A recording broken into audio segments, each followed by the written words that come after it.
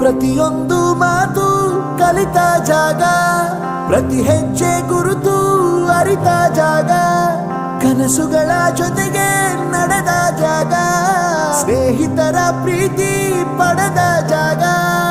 ಎಲ್ಲರೂ ಒಂದೇ, ಇಲ್ಲಿ ಮೇಲೂ ಕೀಳಿಲ್ಲ, ಜ್ಞಾನದ ಹಸಿವಿದ್ದಾಗ ಮೊದಲು ಕೊನೆಯಿಲ್ಲ.